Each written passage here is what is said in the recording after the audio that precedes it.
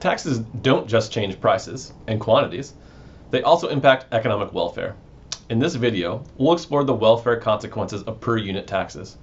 We'll break down how taxes affect consumer surplus and producer surplus, creating a shift in total surplus. You'll learn how to calculate government revenue from taxes and understand why taxes create deadweight loss. These are the lost benefits from reduced trade. By the end, you'll see how taxes redistribute and reduce surplus, helping us weigh their efficiency and fairness. Here we want to think about the efficiency costs of taxes. And what we mean by efficiency costs are going to be, the big thing is that a tax is going to cause a deadweight loss in a market. So this is going to be lost surplus caused by the imposition of this per unit tax. And so in this video, we're going to talk about surpluses, consumer surplus, producer surplus, total surplus, and deadweight losses. Right? And so what I want you to know from this, though, this analysis, a tax is only going to cause a deadweight loss when the market equilibrium is the efficient outcome. And what that means is that there is no deadweight loss from a tax in the presence of a market failure. And so what we'll find out later on is that sometimes you might want to impose a tax to fix a market failure like pollution or a monopoly or something like that, right? So in general, in the absence of a market failure, a tax is going to be bad in terms of like shrinking total surplus. Okay? But not always. Sometimes there's good reasons to do taxes. Okay. So instead of me drawing out the graph, this is the same graph that I drew out in the previous video when we placed that tax on sellers, that soda tax on sellers. And now we're just going to carve it up into different surpluses. So before I start doing that after tax, let's talk about the pre-tax surplus. And so we had our equilibrium here of demand and supply, and we had this quantity of 1.4 million, right? And so if we did the total surplus, it would be everything below demand and above supply. This is the pre-tax one. I'm not going to color this one in. I just want you to visualize that because we're going to color it in for the after tax. Right, we could split this into consumer and producer surplus by that price line. Right, everything above that is going to be consumer surplus. Everything below that would be producer surplus without the tax. Okay, now with tax, right, we're going to have quantity reduced down to 1.2. So the first thing we want to carve up then is what's going on with those lost gains from trade, those lost surpluses. So we're going to take that reduction in quantity, and we want to add up everything below demand and above supply for those units. This is surplus we had with the tax, before the tax, and now that surplus is gone. And so this is going to be our deadweight loss, DWL for deadweight loss. This is coming from lost gains from trade that the tax imposes, right? This is the bad part of a tax that economists don't like. It's shrinking the total surplus pie relative to the total surplus that we had before. Right, now we just have this total surplus because of that lost deadweight loss. Right? And this is why economists might argue against taxes. This is the thing we care about, shrinking the size of the pie. Okay, now we need to carve up this total surplus when we have a tax. Right? We have price the sellers receive is $1. Their cost of production is the original supply curve. So everything below the price they receive $1, but above their costs, that is surplus that goes to the sellers, and we call that producer surplus.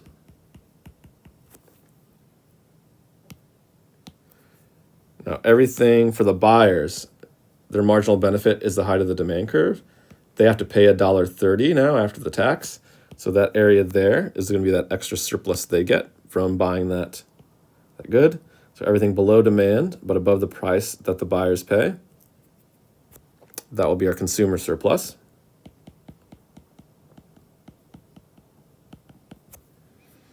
And we have a big gap. We got this big gap here. Right? So this is going to be for the units that are actually sold after the tax, 1.2. That vertical distance is 30 cents. That's the exact amount of the tax. So this portion here is the tax revenue collected by the government. Okay. The area between the price buyers pay and the price sellers receive, for every unit, that's that 30 cents tax. The government gets to collect that only on the units sold up to 1.2 million. And so this will be called the government tax revenue for that. Okay, so this is how we carve it up. The big thing here is there's going to be a deadweight loss, a smaller total surplus that's coming from this tax, right? Now we can do the same thing if we place a tax on the buyers. I'm going to do this one much quicker. The original surplus is this big triangle here, equilibrium without tax up to 1.4 million, everything below demand and above supply. I'm not going to color that one in. We're losing a quantity going down to 1.2. So these were units, that horizontal distance there, that we used to sell without the tax, and now they're gone. We don't sell them. And so those units would have had some surplus because demand is higher than supply. Right? The marginal benefit society is higher than the marginal cost. And so again, we'd have the deadweight loss here.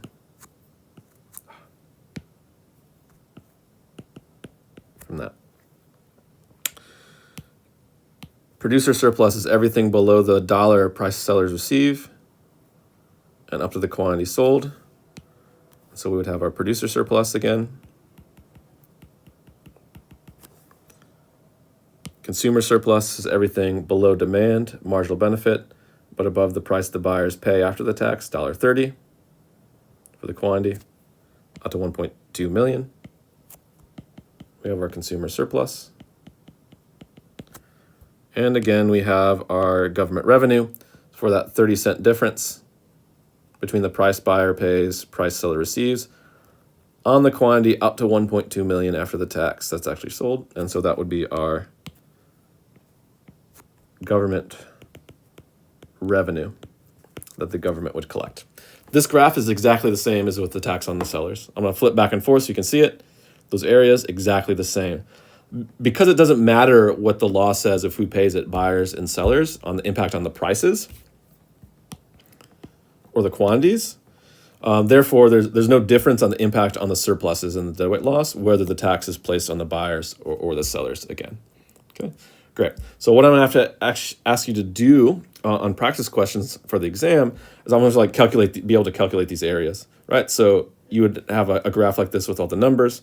You want to get the area of this triangle for the deadweight loss. You can get this triangle for the producer surplus, consumer surplus, and the area of this square, height times base, for the government tax revenue.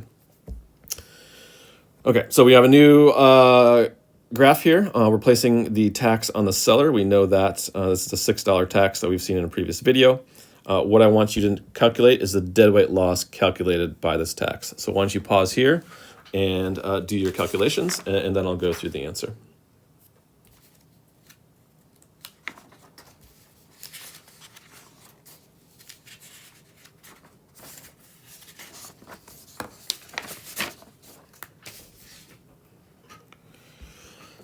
Great. So first step, new supply curve, that's our after-tax supply. We're going to get our after-tax equilibrium right there. I come down and get our quantity 45. And so we're looking at a difference in prices here between 51 for buyers, 45 for sellers, just over this quantity of 5. Right? So if we want our deadweight loss, we are looking for the area underneath the demand curve, but above the supply curve, just on that quantity, the difference between pre-tax to after-tax quantity, so that 5, right? So that area, we would have a calculation of 1/2 times the base times the height of that triangle for deadweight loss. Our base would be 50 minus 45. Our height would be 51 minus 45, that height there. All right, so we'll have 1/2 times 5 times 6. So 3 times 15, 3 times 5 would be $15 of deadweight loss from this graph. Okay, another type of question I could ask you is what's going to be the government tax revenue calculated on this graph from that tax. Once you pause here and come up with your answer, and then I'll go through the solution.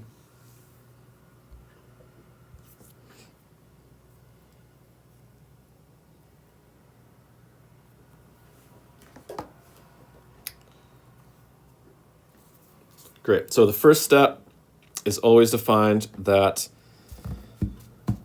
after-tax equilibrium. We get that from our new supply curve crosses the demand curve.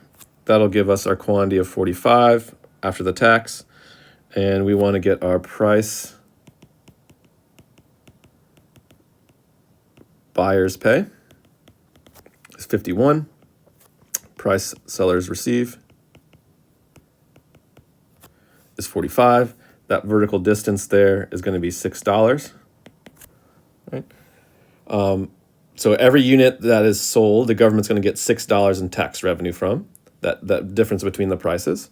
45 units are sold, and so we're looking for the area of that pink box for government tax revenue.